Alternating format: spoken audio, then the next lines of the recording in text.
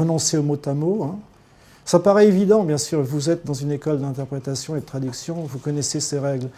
Mais on rencontre dans la profession régulièrement des gens qui n'ont pas été formés et qui, au bout de 15, 20 ans même de pratique, sont toujours au même niveau de départ parce que tout simplement, ils n'ont pas eu ces quelques notions qui permettent de mieux décoller. Alors là aussi, on ne peut pas mémoriser une phrase entière telle qu'elle est prononcée. Hein. Si je prononce une phrase de 20 mots et que je vous demande de la restituer exactement telle que je l'ai dite, il y a gros à parier que vous ne serez pas capable de le faire, et certainement pas 5 minutes plus tard ou 10 minutes plus tard.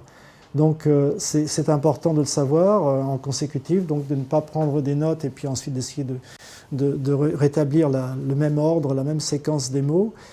Par ailleurs, il est important de bien savoir que l'interprète en consécutive, mais aussi en simultané, est un conteur. Conteur, C-O-N-T-E-U-R, hein, pas C-O-M-P-T-E-U-R, mais est un conteur. Il faut vraiment se dire qu'on raconte une histoire. Hein. Imaginez par exemple que vous voyez un événement dans la rue, vous sortez, il se produit, je ne sais pas, quelqu'un qui bouscule une personne, qui tombe, enfin toute une série d'événements. Ça peut durer un certain temps. Le soir, vous rentrez chez vous, vous avez quelqu'un chez vous à qui vous racontez cette histoire. Vous êtes capable, sans la moindre prise de note, bien sûr, de restituer l'histoire dans sa totalité, avec votre faculté d'exprimer les choses, de façon claire et précise. Et la consécutive devrait être la même chose. Et bien souvent, les gens entravent leur propre faculté justement à compter par une prise de notes effrénée et excessive. Hein. Pensez bien, vous êtes là pour raconter une histoire. Vous êtes là pour faire en sorte que quelqu'un qui ne comprend pas la langue B, ou la langue, disons la langue B, puisse la comprendre parce que vous êtes capable de le réexprimer. Donc il faut avoir une vue d'ensemble, bien sûr. Quand on fait de la consécutive, mais quand on fait de la simultanée aussi, bien sûr, on doit à tout prix avoir un maximum d'informations sur tout ce qui est périphérique à l'intervention. En général, ça se situe dans le cadre d'une conférence qui se déroule en simultané, et puis à un moment donné, il y a peut-être un petit groupe en consécutive, ou alors il y a le soir un dîner, et donc on va parler, les gens qui vont prendre la parole vont parler des choses qui ont été dites, qui ont été évoquées pendant le congrès. C'est jamais isolé en général. Mais il faut en tout cas être très attentif parce que tout ce savoir que l'on a, périphérique à la conférence, permet de faire une meilleure consécutive, bien sûr. Même démarche, quelles que soient les langues en jeu, il n'y a pas de différence. Hein. À partir du moment où on connaît la langue source et la langue cible, quelle que soit la langue source et quelle que soit la langue cible, le travail est le même. Il y a bien sûr quelques facteurs culturels dont on doit tenir compte, mais bon, ça va, c'est inhérent également à la pratique de la langue. Contrairement à la simultanée, en consécutive, on est vu. Hein. L'interprète est en général invité à se mettre sur un podium, à côté d'un micro, à côté d'une tribune, et donc les gens le voient. Et on peut, plus qu'en simultané, on peut utiliser un peu la gestuelle pour faire comprendre davantage un message, alors que lorsqu'on est en simultané derrière sa vitre, que personne ne nous voit en plus, il n'y a aucune chance de faire passer quoi que ce soit autrement que par le support verbal. Et cela aussi permet la consécutive. Ce qui est intéressant, c'est que même si quelqu'un, je vous ai donné l'exemple de ce ministre de Gibraltar, mais même si quelqu'un parle 5 minutes, et souvent les gens ne sont pas non plus des professionnels de l'expression, si on peut restituer la même chose en 3 mots, en un mot, il ne faut pas s'en priver. Il est clair que l'interprète doit être plus court. Hein. En général, les gens perdent patience. Si par exemple l'intervention se fait en anglais et qu'il y a une consécutive en français, il y a gros à parier que les clients francophones auront compris l'essentiel du message en anglais. Donc il y a au moins un certain nombre des gens qui seront impatients, qui se diront « Ok, on a entendu l'anglais, on n'a pas vraiment besoin d'une interprétation en français ». Mais ce n'est pas toujours le cas. Et quoi qu'il arrive, on a quand même plus ou moins l'obligation d'être plus court. Hein. Je dirais que la consécutive doit être à peu près les 2/3 en durée par rapport à l'original. Mais si on peut se limiter à 1/3, personne ne vous en tiendra rigueur. à condition bien sûr de ne pas escamoter des choses importantes. Alors, il est important de repérer ses clients, parce que si le groupe est trop gros, bien sûr c'est difficile, mais si c'est un groupe relativement restreint, il est inutile d'imposer par exemple une vraie consécutive de l'anglais vers le français à tout un auditoire.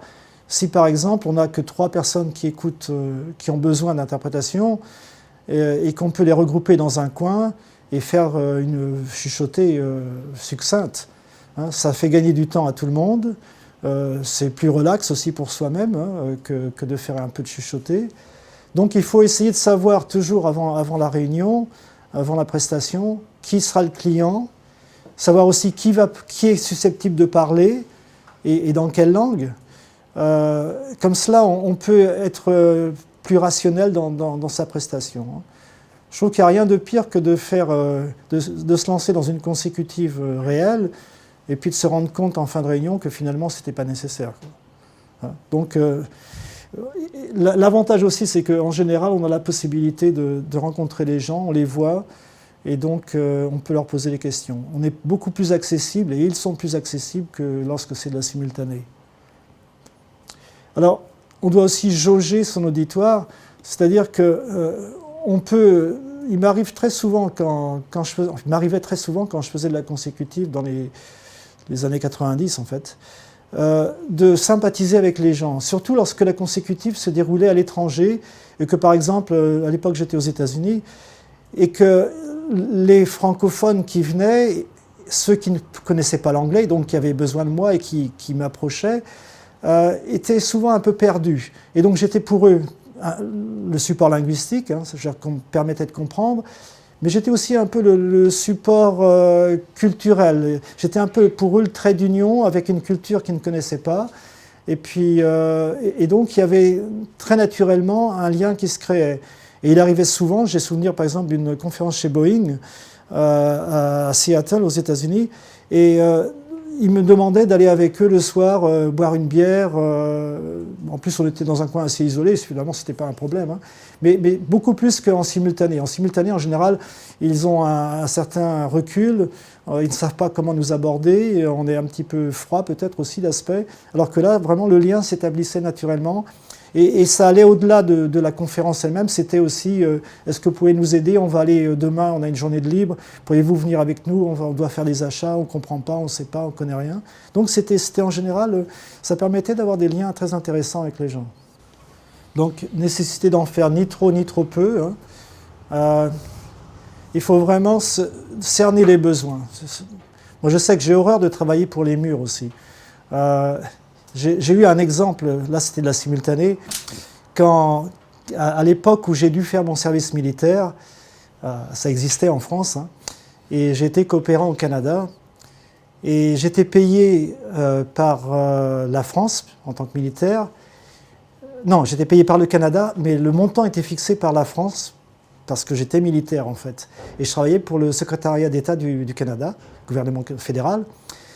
Et j'étais tellement mal payé par rapport à mes collègues, je me retrouvais régulièrement en cabine, en simultané, avec des collègues qui étaient payés au tarif normal. Et moi, ce que je touchais correspondait à peu près, il me fallait travailler à peu près, par mois, j'avais ce que eux gagnaient en une journée, grosso modo.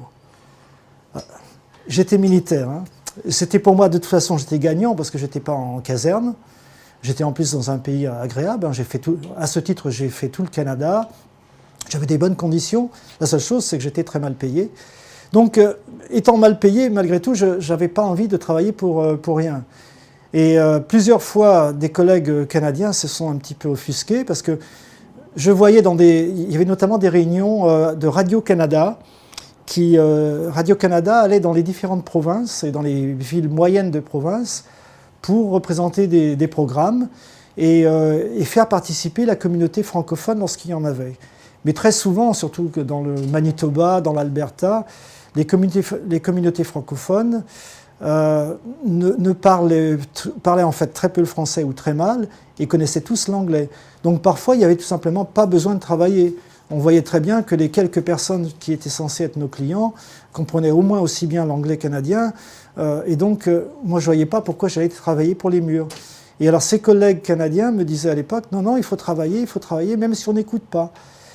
Parce que pour eux, c'était peut-être le maintien d'un marché, hein, c'était peut-être ne pas avouer qu'ils étaient inutiles et donc ils étaient payés à rien faire.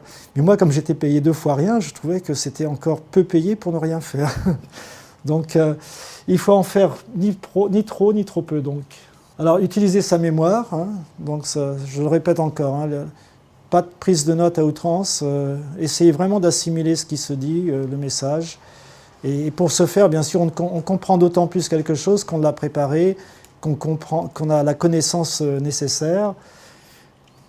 Donc là, on travaille sur l'unité de sens, puisque en consécutive, on travaille par pan de discours. On n'est pas, sauf certaines réunions qui sont très, très techniques. Il peut arriver qu'on fasse de la consécutive technique, ça m'est aussi arrivé, où là, c'était vraiment du mot à mot pratiquement. Hein. C'était d'un niveau de technicité tel. J'ai souvenir d'une conférence sur les cuves à fond sphérique. Non, j'ai oublié l'adjectif. C'était très complexe.